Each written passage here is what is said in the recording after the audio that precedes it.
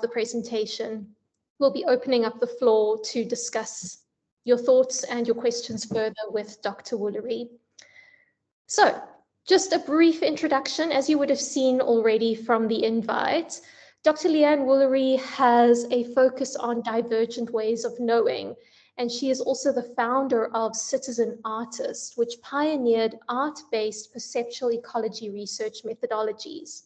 She has a PhD in environmental studies and a graduate degree in art therapy from the School of Art Institute of Chicago. Her research focuses on the interface between social ecological systems. Now, I have been lucky enough to actually complete one of Leanne's courses, so I'm especially excited tonight to be able to re-listen to everything that I learned last year, but more so excited that everybody from CISA and our CEP division can also hear a little bit about her work. So welcome to our webinar, Leanne, and I'm going to be handing it over to you to present. Thank you very much, Stephanie and Fatima, for inviting me, and thank you to everyone that's here today. Let me get one quick housekeeping out of the way, Stephanie, before we launch again, to make sure that I can get my PowerPoint up and so that others can see it. Do I need to do something, or is that something on your end that you will bring it up? You should be able to share your screen with us, and if we need to, we can give you permission to share. Okay, let's see if that works. Allow to share screen.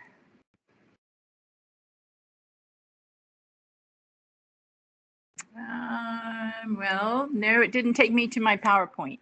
So let me try that again. There we go. I am seeing your screen though. Oh, you are? Yes. You see the PowerPoint screen? I saw the team screen, so at least we know the screen share is working. Okay, so how do I get it to my my actual? So on the Teams interface, you will see chat, people, raise your hand, actions, view, rooms, apps, more, camera, microphone, and share. So if you click on share, you should be able to decide whether you want to share your screen or share your window. If you click on share your window, a number of different tabs will open up and you can choose the one that has the PowerPoint. Hopefully your PowerPoint has been opened already on your computer.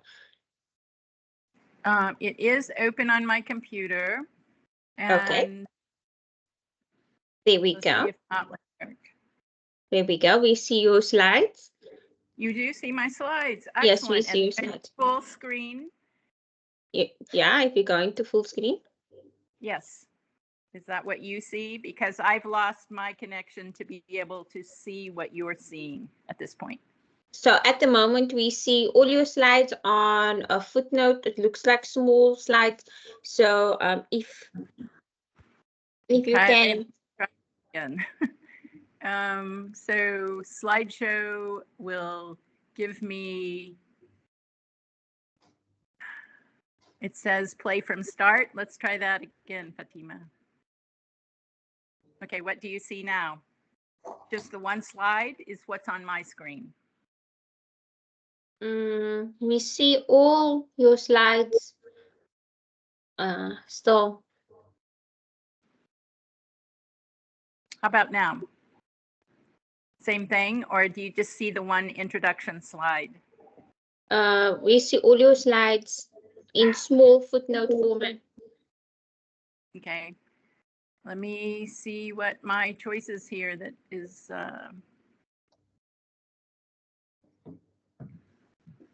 My choices, which I have clicked on in the PowerPoint, is presented by a speaker full screen. But there are other, that's what I should have on, yes?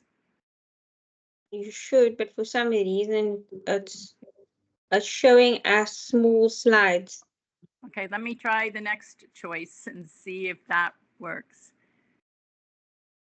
What do you have now? I have a photo of you. No. Oh my goodness. I'm so sorry, you all. I really do know how to use my computer and PowerPoint. I just don't know how to use Google, whatever we're on here, whatever platform. Okay, play from current slide. Let's see what happens if I do that. Do you have just one image up on the screen of my opening slide? Maybe we just need to give it a few seconds.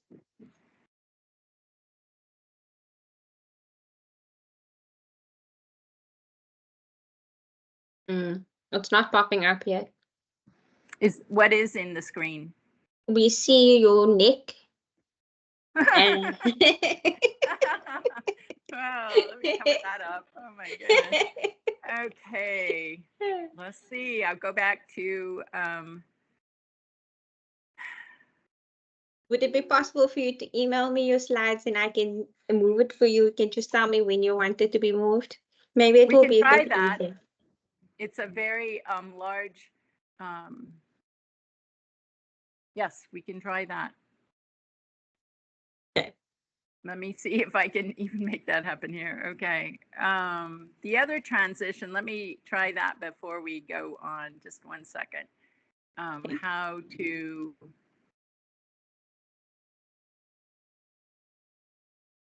Oh my goodness. You. Outline, slide sorter. Nope, that's not giving me. Okay, let me try for that. Just 1 second.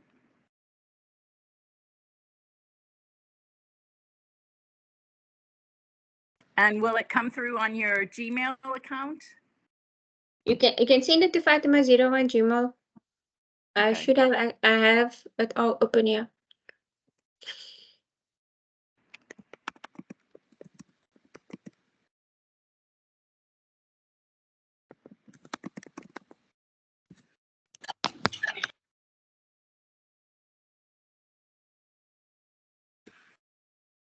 Hi everyone, we just want to apologize for the hiccup with regard to the sharing of the PowerPoint.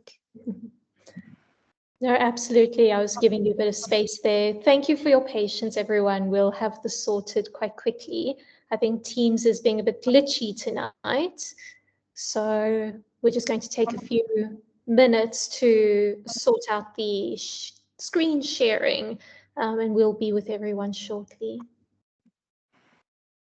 Okay, I have sent it and it's going to come up as a Google Doc. It says it's too large, so I'm trying to put it in a PDF so that perhaps that will be faster because we're working across the ocean here.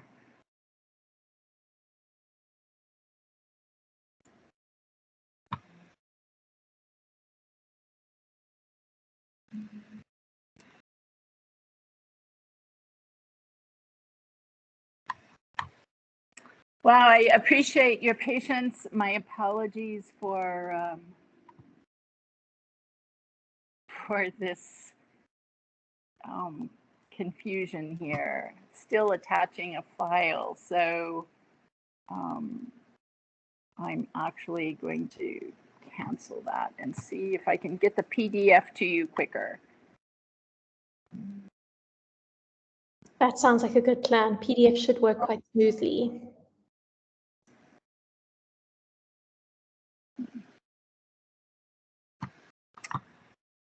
Goodness.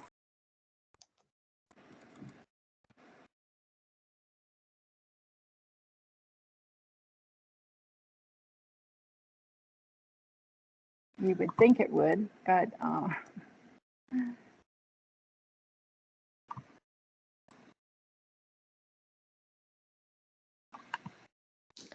whilst Leanne is sending the PDF, we'd love to hear where everyone is from.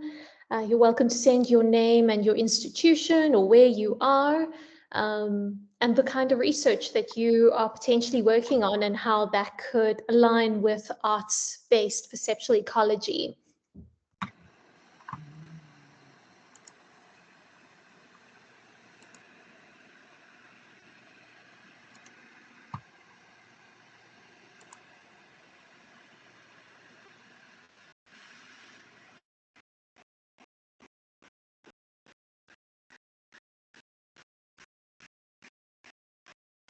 I would also love to hear who might already be working with art-based research methods in their research or studies, or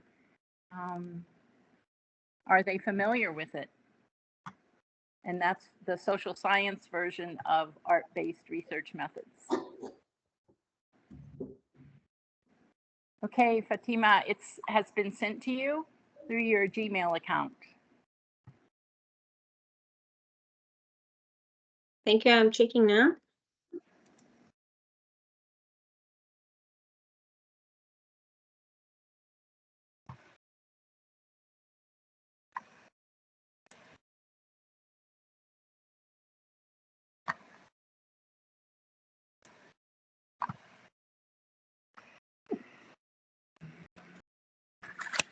Here we go.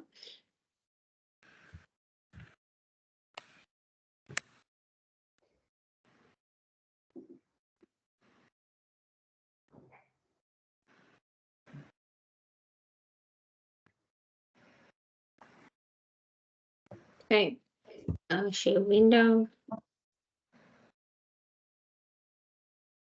That one. Oh goodness. Share window.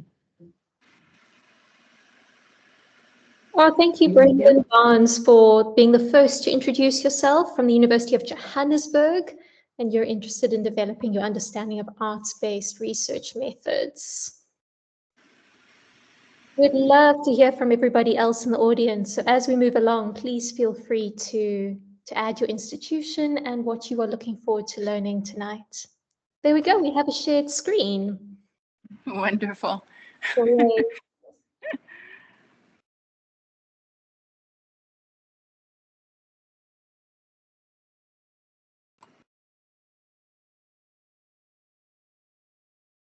Okay.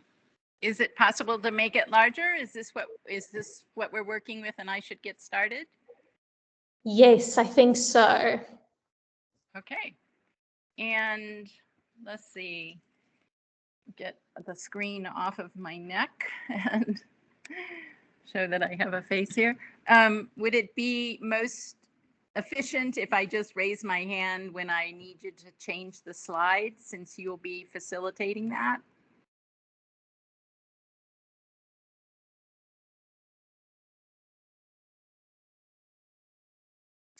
Fatima, I think that would probably work best if Leanne indicates when to scroll down. Leanne, I can't move in between screens. So if possible, you could just say next. That would be great. Yes. Okay, I'll try for that. Yes. And okay, thank you again for your patience, and I apologize for my lack of technology skills there. We'll just say it that way. But welcome, and I appreciate this opportunity to talk with you today. I'm very intrigued to learn what your knowledge is of art-based research methods, and to introduce you to this particular approach to art-based research methods, and to be able to share some examples, a little bit of history, and perhaps a new understanding of what I'm working with. So what I hope to really be able to share with you, and if you will go next screen. Thank you. Is to recognize that as I approach telling you a bit about my work, to keep in mind that I'm working from the premise that we are all citizens of the earth.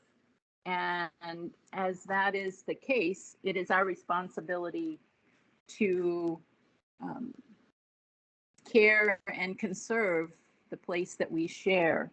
And to also help to recognize that you cannot separate the issues of environmental issues and social issues, because they're linked. As the quote there says, I am shaped by the land and the place in which I live. So keep that in mind. If you go next, please.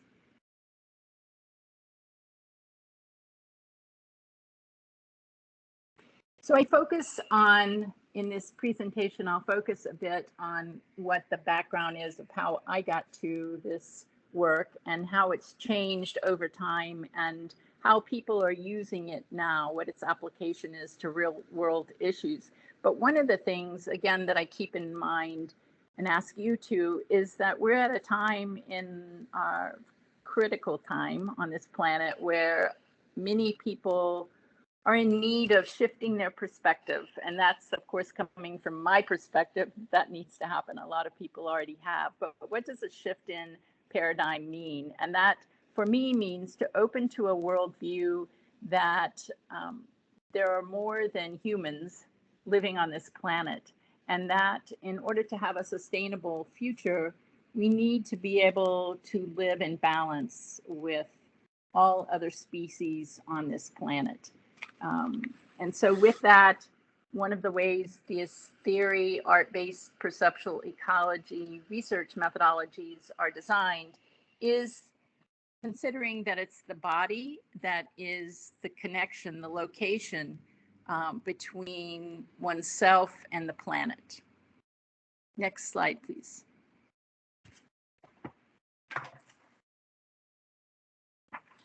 So just to give you a brief history, thank you for the introduction, Stephanie. The idea is that, my apologies there. The idea is coming from my experience, primarily in my graduate degree. I was studying art therapy, received a degree in art therapy, which at the school I attended was a combination of psychology and art studio practices. So we had a full degree in psychology, along with how do you take an art practice and apply that to a therapeutic modality.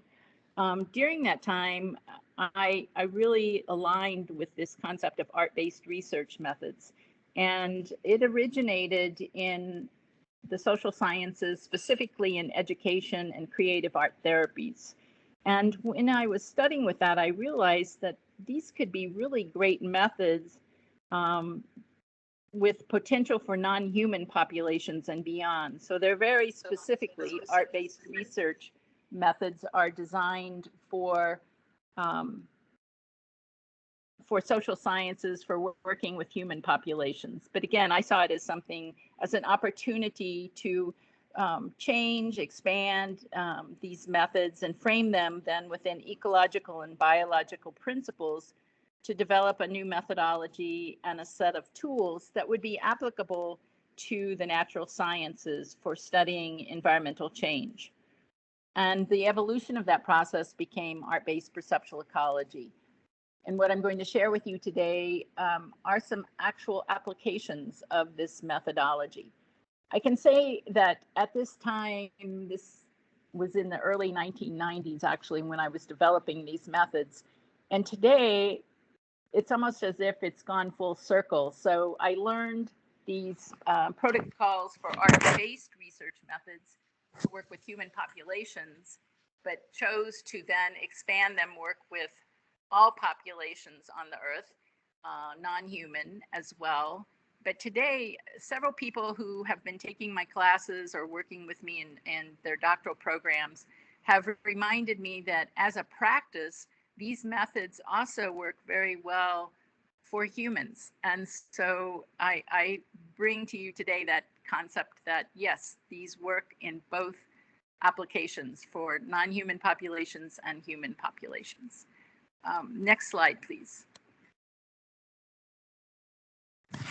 So what does art-based perceptual ecology really mean, and why use those words? First of all, I had to come up with something of a name so that people could align and connect with me, but these are very intentional words. So art-based refers to this idea of art making, which art making of any kind of making can provide a frame of reference and context to what one's sensory experience is in the landscape. And perceptual ecology refers to, again, that sentient body. Our body has the connection between self and the land. Ecology gives us a way to frame and think about what our senses apprehend in this place. So whether one studies ecology through a conventional educational program or a non-conventional format and is working in the field or in their own location, their own home habitat, learning on their own as a naturalist, all of those support this idea of ecology. You'd go next, please. This work is very much framed within various modes of knowing and weaving together these multiple disciplines, perspectives, and theories and methods, and truly being able to generate new knowledge and a deeper understanding of the connectedness of life. So these methods that I bring together, grounded in multimodal knowledge methodologies, are stating that we learn and connect and create new knowledge in many ways beyond just through the brain. So I'm working with issues of embodied knowledge making, tacit, kinesthetic, societal, haptic knowledge construction. And again, all of these are effective ways of coming to know the landscape, the place in which one might be studying. If you'd go to the next slide, please. So there are very specific characteristics one can know and experience during practicing of art-based perceptual ecology. And some of those to keep in mind as you look at the applications of this work is that the data, which can also be considered the art product, is made in response to a research question.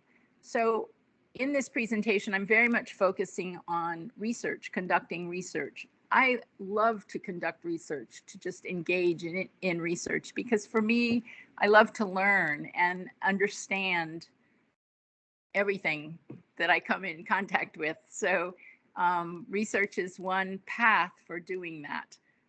Therefore, developing this method to do research. So keep in mind that the art product that you'll see examples of is the data when we're engaged in an art-based perceptual ecology research project. And it always begins with the research question. There are many similarities between this non-conventional research methodology and Western science conventional methodologies, but many differences as well. Additionally, and I'm going to use the acronym some today, ABPE, the researcher is the instrument. So again, because you're there in place, engaging in that place, conducting your research, you are the instrument. And the process, that creation collection of the data and the end product, the data, have very equal value. They're both of great importance in this process.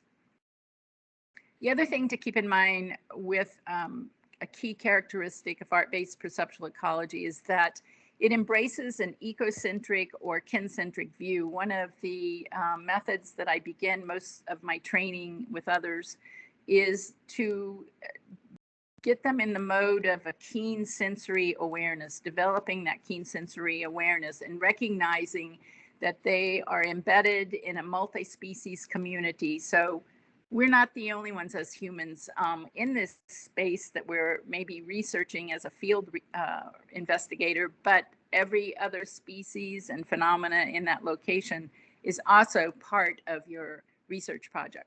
And it's important to recognize and honor and value that their intelligence is of great importance, and in some case, in my perspective, is higher intelligence than myself. The other thing that I've found is has application in this ABPE methods are that they work well in concert with indigenous knowledge systems. And they often can be a bridge to connect different cultures through these very non-conventional ways of art products like storytelling, and we'll see some samples in a minute. Next slide.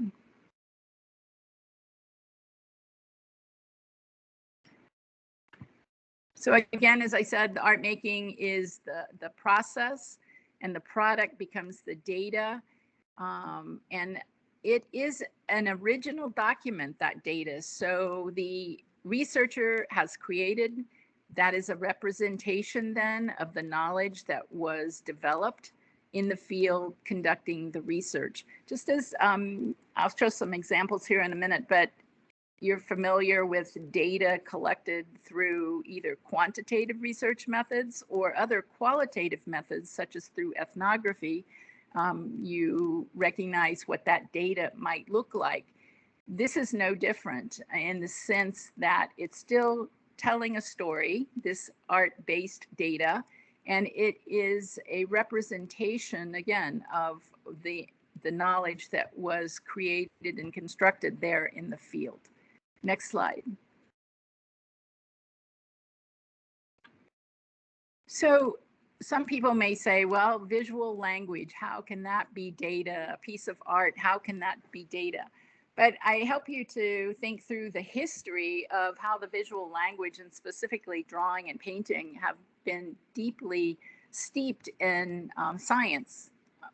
One example here, you may be familiar with Maria Marion's paintings of insect metamorphosis back in the 16 to 1700s. She actually, by some, she is considered to be the first ecologist, that she was recording, what she saw and what she understood. And it was through that making of that picture that she came to understand more deeply what metamorphosis meant. And in her time, people did not believe her that that's how it happened, metamorphosis happened. But over time, people came to understand and acknowledge and accept that that idea was very relevant and accurate. So next slide. I bring this in. This is the platform that I've developed in the last 3-4 years now as a way to get my methods out to a larger population. Citizen Artist is a participatory science research project and platform, and I help people to consider that we are all scientists. I'm sorry, we are all citizens. Yes, I do think we're all scientists and artists actually as well. We're all very knowledgeable about place where we live, but that we're all responsible for the conservation of our shared home. Next slide. So through this platform, Citizen Artist, I've been able to support both participatory science research, but also provide it as a platform for teaching, an educational program for training in the art-based perceptual ecology methods. And I work with individuals and community members as creative co-collaborators. We're conducting participatory science, and together we're addressing these community-driven issues. Next slide. So one of the things that is different with non-conventional, such as art-based research methods, is that, again, we're working to understand the issues and to find a way to frame and conceptualize them. We're not working as in Western science, quantitative research to get to one final answer and truth. And actually, one of the quotes I'm going to read here to help perhaps get a better grasp on what the understanding might be of doing field-based research through these art-based perceptual ecology methods is that the data does not offer finality, but rather a turn in the conversation that often leads to more questions than answers. And the data, both the process of creating the data and the data itself, really can be a springboard for new insight into the issues being studied. Next slide.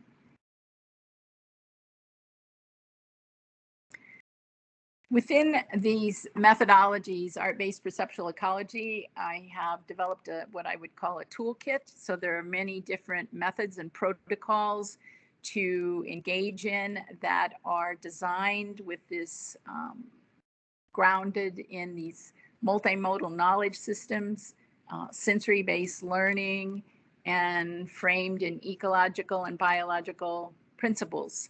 And these are just a few of them that I'm going to share with you today. Next slide. So what are some of the issues that we might be addressing as a researcher in the field? And when I use the term field, I use it very broadly. I am primarily considering that outside a built environment is one's field where they're conducting research. That can mean urban settings, it can mean suburban settings, rural settings. Field is everywhere, it's on the planet. But these are some of the issues that we are addressing both within citizen artists and myself, my own personal research, but also just issues that the whole world is dealing with. Next slide.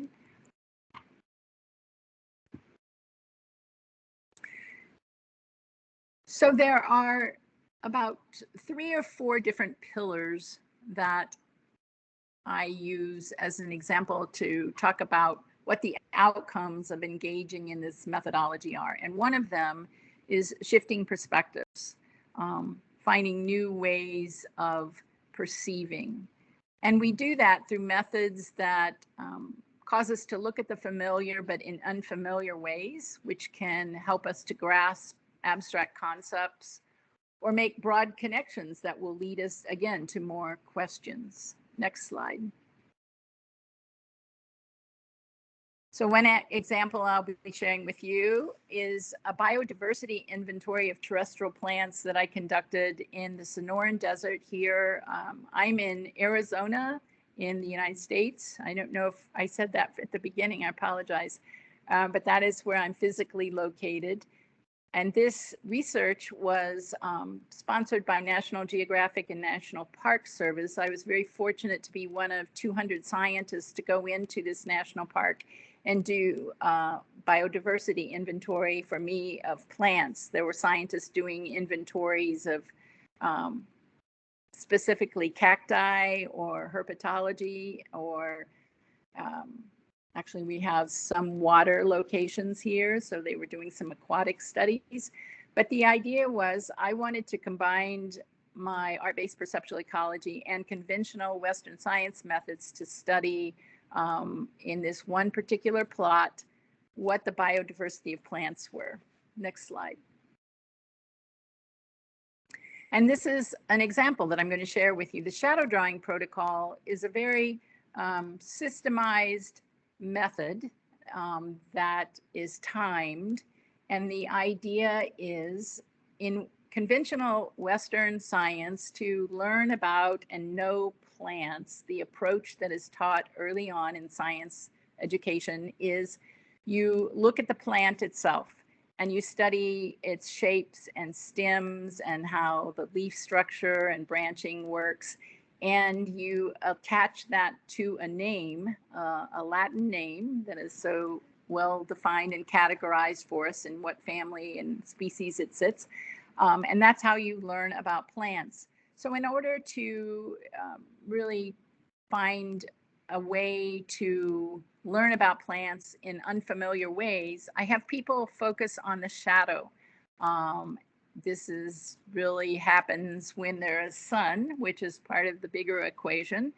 Next slide, please.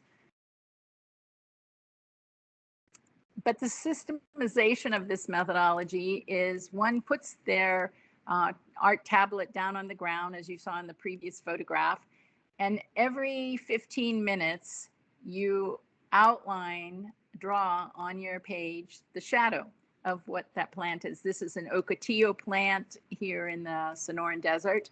And then you turn the page in 15 minutes and you draw it again. Next slide.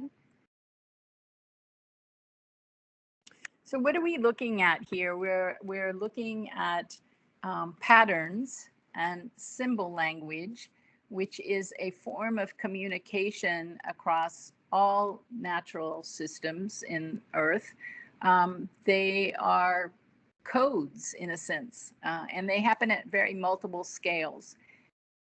Engaging in this shadow drawing, when you step back and look at these, you're probably familiar with a flip book that you've done maybe in cartoons. You created one in primary school, and you see motion take place as you flip through the images.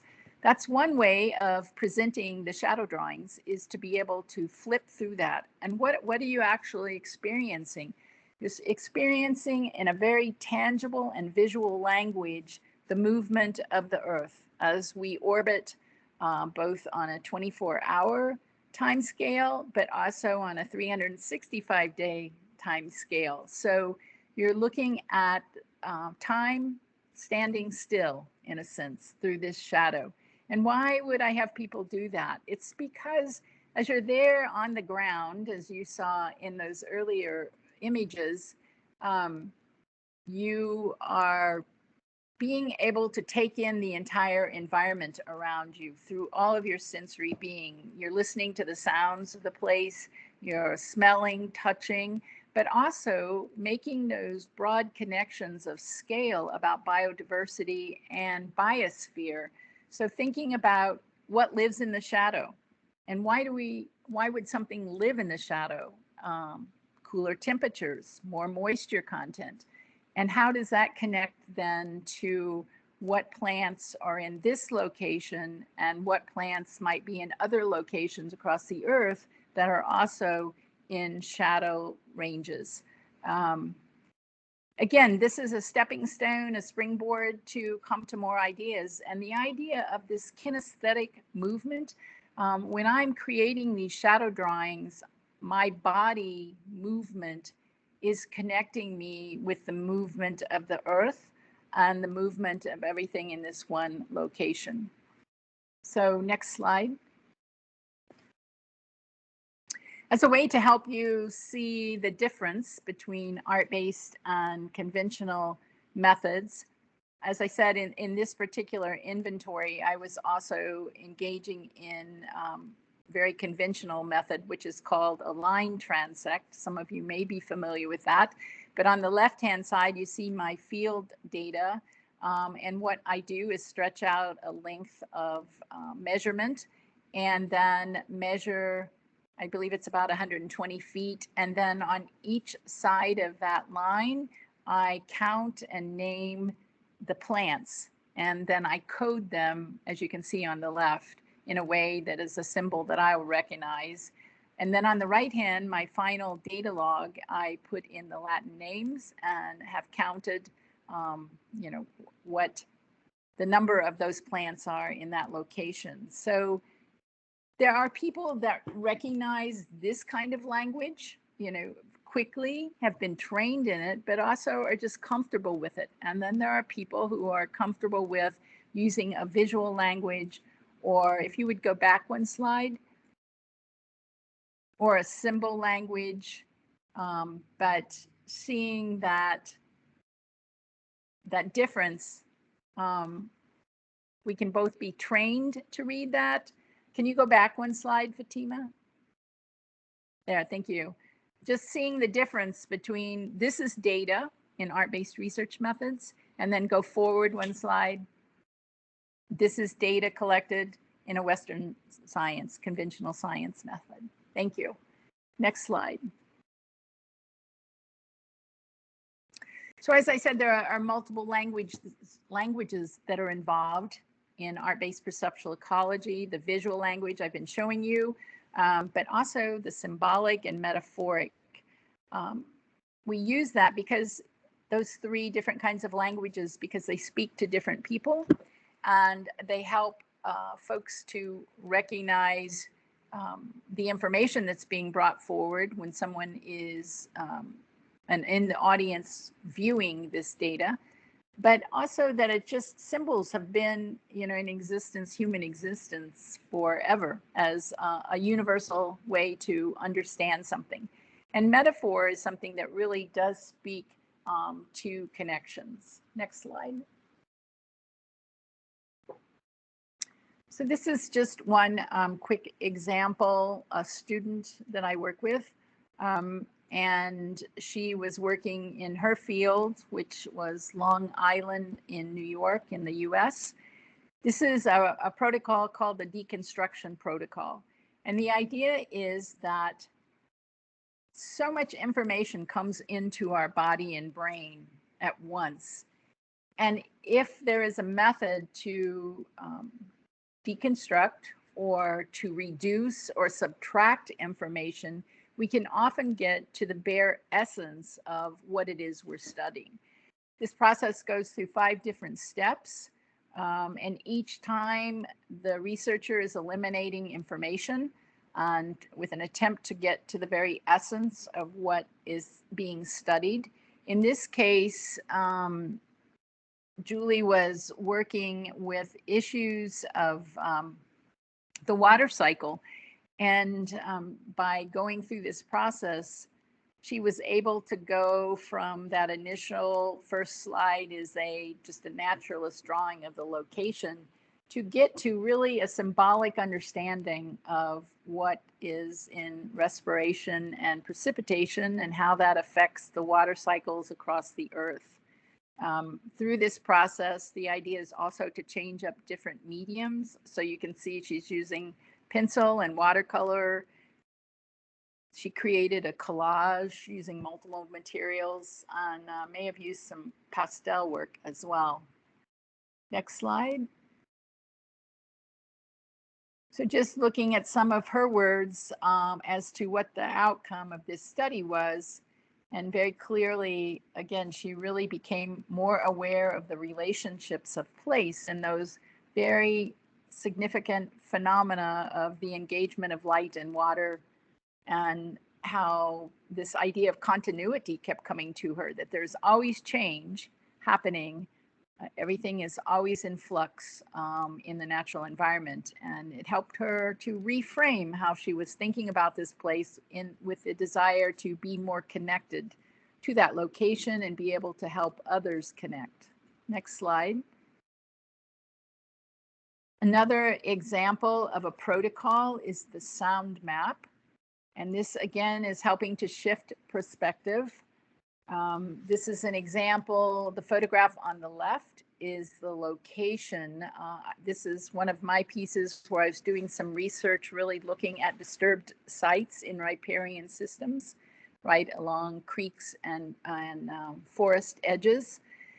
And on the right is the sound map of that. How this really disengages someone from the norms that they've been trained in.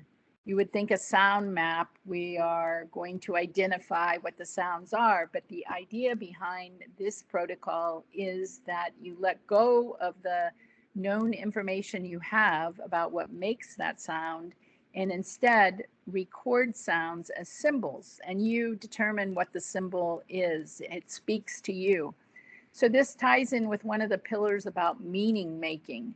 Symbols, when we create them ourselves, have meaning to us and they're layered within our body. So sound, yes, comes into our hearing, auditory system, but it's also, we find that it is reflected in other systems within the body as a way of recording it. So you may have an overlapping smell with a sound. You may have a physical response to a sound. All of that information can then go into the mark or the symbol that you create as a code representing what that sound was. So when you go back to, as the researcher, go back to your data, it's like you're reading a piece of music. If any of you are trained in musical disciplines and read sheet music, you know, those symbols tell you something about how you're supposed to play your instrument. In a sense, that's what these sound maps are doing as well. They're giving much more information to the researcher than simply, you know, visual of what was happening at that site. Next slide. This is just another example of a student that had taken my class and how they chose to create their symbols and then present their work as a sound map. They were located in a different ecosystem and out in Oregon, but to give you an idea of how diverse someone's data would look when studying art-based perceptual ecology, when engaging in that. Next slide, please. And just some ideas about why we would even study acoustic ecology. It's actually one of my favorite protocols, one of my favorite research topics, because there's so much information we can gather from the sound of a place. Just, you know, in an urban setting, to sit in one location and study over time the changes of how an urban setting is genderfying or changing in other ways, how the traffic has changed, the quantity of traffic. To do that through a soundscape and long-term research would give you enormous amounts of information. How to, you know, gather information about a species that we visually cannot see, but yet you can hear it, would also give you information. Next slide. So I want to bring in another pillar, which is storytelling, a part of art-based perceptual ecology. All data tells a story. If you use numerical language, equations in quantitative research, that is definitely telling a story. It's just a different story being told in a different way. So what art-based inquiry and art-based data can share is ability to really make the abstract accessible. And another piece of that is being able to bridge cultural divides. So working with populations, cultures that are engaged in research with Western scientists, sometimes this work of storytelling can really create a bridge between those two different ways of doing research to get to a universal understanding. Also, stories connect us with our heart. And if you're working on issues that you are in need of a large or any size population, but a population to really advocate for the conservation work that you're doing, storytelling can be one way through art-based research. Next slide. I'm going to share briefly the last example of a research project I've been working on since the early 1990s. I was living in Chicago in the US and working with a group of inner city youth of all different cultures. That is part of what Chicago is known for. It brings people from all over the world there. And I was working with a great group of young people. At that time, the Chicago River, which was the primary water source in that area, that watershed, was not a clean river. And it was very disturbing to me and the children and adults I was working with. So I wanted to develop a research project that could provide a platform for public discourse, and also be a platform for individuals to have a voice, to get their story out about the cleanliness or lack of this water source, in the desire that we could change environmental policy. Was working from the premise that we all have the rights to clean water. And I came up with this symbol, this code, iconography of the simple white dress. It is actually infant size. And the idea behind this is that the participants in the research project, which would be working with a community who's wanting to ensure clean water rights and change policy potentially, that they would have a platform for a voice. So the actual participants in the research project hand sew this small infant dress. And that becomes a litmus test, symbolically and metaphorically. Next slide. So again, working with this group of kids down on the Chicago River in partnership with the Friends of the Chicago River, who were doing some great advocacy work for cleaning up our rivers in the US. One of the steps in this project is that the participants also learn, they're trained in how to use water quality testing kits. The ones we were using in this photograph were a more simplified version. And so they were learning about, they collected water from the river, and then they were looking at what organisms live in that water system, which can tell you how clean the water is or not. Since that time, I've worked with organizations and communities where we're using a more complete water quality testing kit, and I'll show you an example of that in a minute. Next slide. So the final piece of this actual research project is, or let me go back through the steps. So working with the community, identifying what the issue is and the location of where this research can take place. Together as a community, they hand sew this infant dress, size dress, and with the idea that in that collective space of making and hand sewing, that stories are told. And sometimes those stories can be captured through audio or video or written stories. There's another step to this called the I Am From poem that I facilitate, where people are able to tell their stories in a poetic way on paper in words. And then we can also do a mural where is the physical location of where this water source is, and then people paint themselves in as to where they might go to collect water or where they might go to bathe. It depends, of course, on what location we're working on in the world. And then the end piece is all these dresses come together in a very public place where the entire community is invited in to view and to hear the stories and to see the data, both this non-conventional data, art-based research data, but also the conventional data. So all of the water quality testing results are also shown and shared, with the desire that the next step would be working with the community leaders in being able to address these issues and find successful outcomes, positive outcomes. And if changing policy is part of what's needed, then making an action plan to work towards that.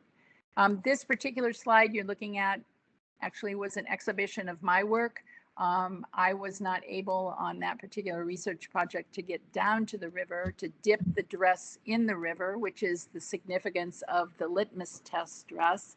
The idea that if you dip the dress in the water, you will see significant color change. You might be able to see particles attached to the dresses. I instead brought the mud from the riverbank back to the gallery and poured it on top of the dresses. Next slide. This is an example of a group of teachers that I worked with in Alaska, here in the US.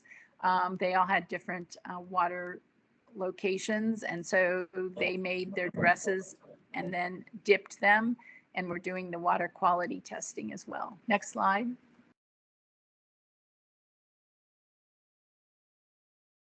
So I think I've gone through that. That's what the idea of this whole research project is, with the desire to affirm that all people have the right to clean drinking water. Next slide. I stated earlier that one of the ethics that I teach in my training is that we as humans are only one species on this planet, and as a way to ensure a sustainable future for the planet and people, to find a way to work and live in balance is very important. And so I have a whole training system around how to support researchers getting out in the field and acknowledging this multi-species community. Next slide.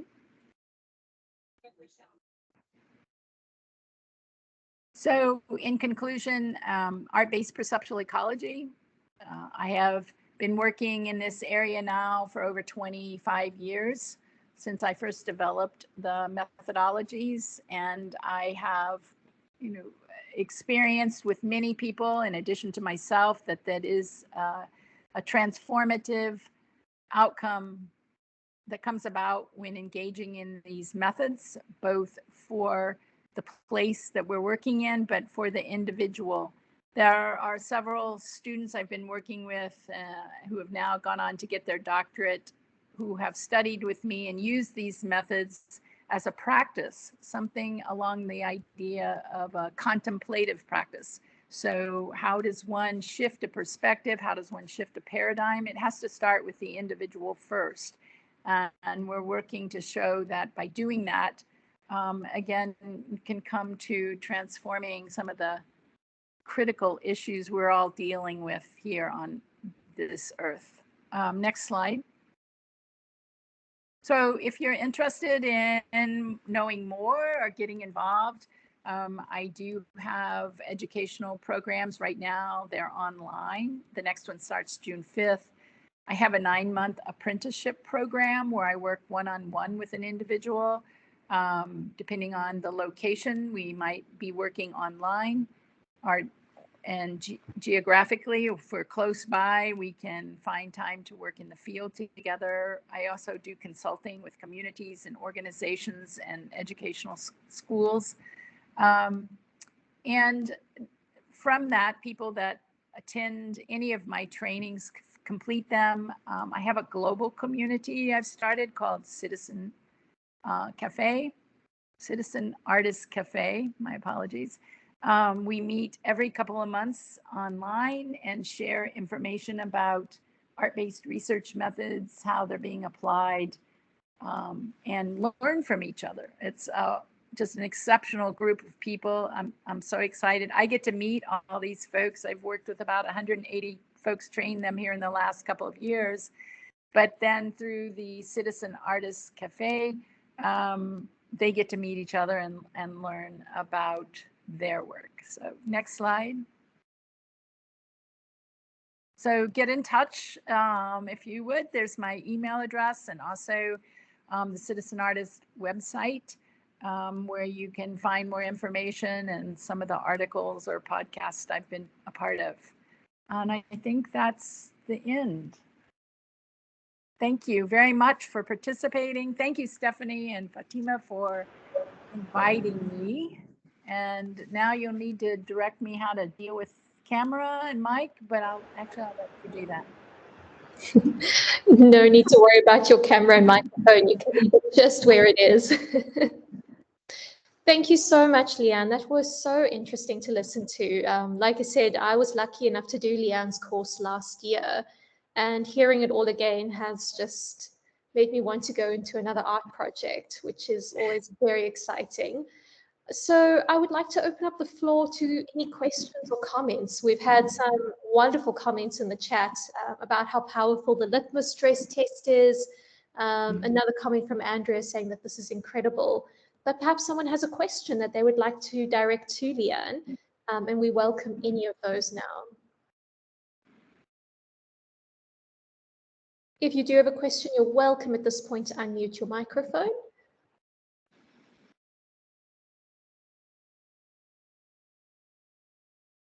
Seems like our chat is very quiet. It's a very cold night here in Johannesburg, and I'm sure the rest of South Africa agrees that it's very chilly, and I'm sure everyone wants to get under a blanket. Brendan, yes, please go ahead. Thank you. Thank you, Leanne. That was wonderful. I'm just wondering, I love the idea of the integration of citizen art or citizen artist with a citizen scientist. I think that's just such a powerful combination. And I'm wondering if you could perhaps just give us a little bit more in terms of how you see that as developing, and particularly in, I guess, contexts in the global South amongst indigenous people and resource poor people and so forth. Thank you. Well, thank you for that question. And you helped me remember that I wanted to emphasize again that contrary to the name citizen artist, contrary to the name art-based perceptual ecology, one does not have to have art experience or skills at all in these areas to participate. It's art-based perceptual ecology is so much focused on these other ways of knowing and values and recognizes that there are other ways of knowing than Western science conventional ways of knowing. And when I said earlier, it was sort of off the cuff, but I should have added more to it. You know, in a sense, I work from the premise that we're all scientists because we're knowledgeable of the place that we live in, and the place impacts us and molds and creates who we are to some degree. And that additionally, we're all artists. You may be familiar with the artist Joseph Beuys, which he developed the term social sculpture with the idea that we all have the capacity as humans to make change in our life and to sculpt the community that we live in. So in a sense, I work from that idea too, that citizen artists, we're responsible, you know, as creative human beings to be able to facilitate change and create change through these multiple ways of knowing. I think to your question was also, how might this work be effective in the Global South or specifically with Indigenous communities? In my initial work in Chicago, I had the amazing opportunity to work at the American Indian Health Center and facilitated these kind of workshops with young teen moms that had left their Indigenous home, their reservations, their families, and moved to this huge urban setting. And one of the things that I learned from them was how this concept of storytelling and having languages to communicate through that are not a numerical language, a math language. The stories and the knowledge was so deep and rich of the places, their homes, you know, both the ecological aspect of their homes and the cultural, social aspect of their homes. And they were able to tell these through stories. We made a really large quilt, which I went in with the wrong approach, which was having an expectation that these would be very finished pieces of quilt material that I was familiar with, having grown up with my grandmother being a quilter. But it turned out that it did not matter for these young teen moms that they had these finished products. It was instead that they got to tell the story about their family and their children and their urban, you know, their experience of being Indian in an urban setting. And they were very simple shapes and forms that when they cut them out of felt, that we glued them on rather than even stitching. It was just this, you know, immediate process of making that was so much satisfaction I could see in their faces and also in their experience. We finished the quilt together. All of them had their piece of their story, and then we had a exhibition of the quilt and a presentation celebration, and they got to tell their story again. And it helped me to really learn and recognize that you know, the visuals in the 21st century where we all are sitting now, visuals bombard us all the time, and they're curated visuals. Someone else has determined what we're going to look at, right? So when someone gets to tell their own story through whatever making process, it impacts them, it affirms who they are, it gives them agency to feel strong about who they are. And I learned a lot from that experience. Since that time, I've worked with many other Indigenous cultures in positions where I've worked teaching or facilitating workshops. And I think, again, I see that experience as being able to translate to Africa, other countries, that the community members, I'm going to just use this as one example because I was talking with someone about this recently in Rwanda, that the farmer who has worked the soil all their life and their families beyond them have, they have an in-depth knowledge of soil culture and ecology that no one else can have.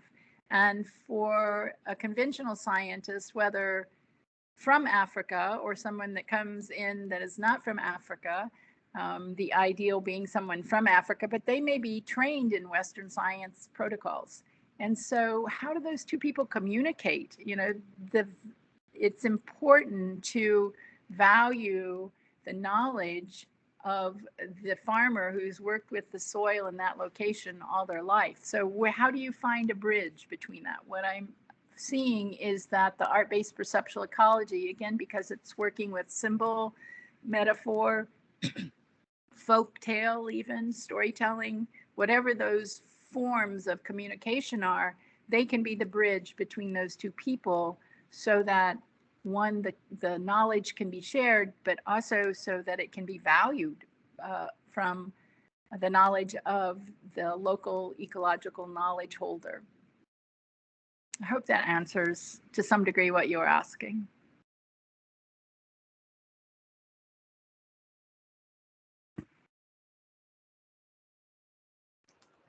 You would think I'd learned my lesson by now. I was muted there. Thank you, Brendan. Are there any other further questions from the audience this evening?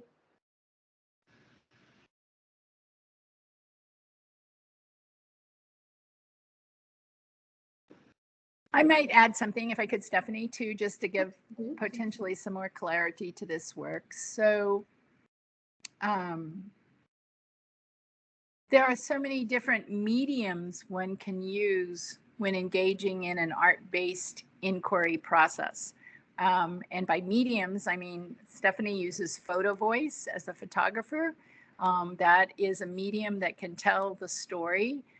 I've worked with a weaver this last year in the apprenticeship program. So she was weaving the story of place. She wanted to understand why she was so connected to the landscape where she lived. She collected the plants in the spring and then dyed the yarn and then wove the finished products, which the finished products then were her data. And the whole process was her art inquiry using these methods. Movement is another methodology or medium, I guess I should say, that is really supports this idea of other ways of knowing. Both kinesthetic knowing and haptic knowing can come by what you experience in your body as you move, whether you are a dancer or performance artist or someone. There's a program actually that I worked with the faculty member at Schumacher College in the UK that they have a movement ecology based methodology that even a runner or a walker can gain this knowledge of place by being in the place, engaging in it in real time. Walking ethnography, that may be something that some of you are familiar with. So particularly if you do these mixed methods of walking ethnography and also bring in storytelling. So what can you make? How might you make a story out of your walk? It could be rhythmic. It could be a song that comes out of that. Or I had students when I was working out in the Pacific Northwest here in the US that created instruments out of the materials of the place and then played those instruments as they walked in that place to get a unified understanding and experience of place through sound and movement and then story, because their rhythmic song was their story that they were telling. These are all, in a sense, scaffolding effects of or outcomes, I guess, of how do you layer memory? How do you layer knowledge construction? There's so much our own human body and sensory system, mind-body combination interfaced with the natural world. So many outcomes from that my biggest concern, I was going to say my worry, but it is a concern that so many people, especially really young people, are attached to technology, which understandably it brings amazing gifts to us as humans, but that they're letting go of what that mind-body interface with the natural world is. And therefore, if you don't use your sensory experience, don't use your senses, they will atrophy over time. So yeah, I encourage people just to get out and move in place and open your full self to what's going on in that place. Thank you so much for that elaboration. I must say, since speaking to you, I've become extremely interested in conducting a walking ethnography. So that's something we must definitely chat about in the future. So okay.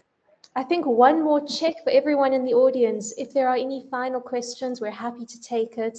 Otherwise, we may just wrap up for this evening for those who are in South Africa. So I'm going to give it a second, see if anyone raises their hand. And otherwise, I think we might just conclude for this particular webinar. Sergio, yes, go ahead. Okay. Hi everyone. Hi, Sergio. Yeah, no, this was a very nice conversation. Presentation. So initially, when we started, I wanted to introduce myself to, and say that I see the whole thing as art-based perceptual ecology, as walkie-talkie journaling. You know, where you. So now I hear that. So I just want Leanne to maybe go further as to. So basically, our entire life, as you know, as an individual, sort of in a walkie-talkie, you journal what you see out there. You know, you can be a lot of things. You can be someone who's drunk or someone who's doing violence, and that interests you without you intervening, but you just journal that and you talk about it in the future. Is that what Art-Based is based on? Thank you. Stephanie, if you could help me, I've got reverb again on my sound, and I didn't get everything Sergio said clearly. Could you restate what his question was? I'm sorry. If I understood correctly, Sergio, there was a little bit of a breakup there. You're asking a little bit more clarity on what is art-based research. And I wonder if maybe, Leanne, you could just clarify how the art-based perceptual ecology is different to normal art-based methods. I think that would help to answer Sergio's question. Okay. Yes, thank you. And thank you, Sergio, for the question. So art-based research methods developed in the social sciences and used heavily in the social sciences still are working with the idea that unconventional or non-conventional, I don't know which term to use, from Western science. So it's a very accepting methodology, open to exploration of the unknown through methods that are not, you know, using a numerical or mathematical equation or language such as quantitative research. And art-based means that there is a research question, and the response to the research question, the researcher engages in some kind of art practice, process and product, and the data becomes is the art product itself. In art-based research methods for social sciences, specifically in the field of psychology, in creative art therapies, in education, some of the data that one can find are films as the data. They're getting the research across through a film, or it could be through a dance or performance.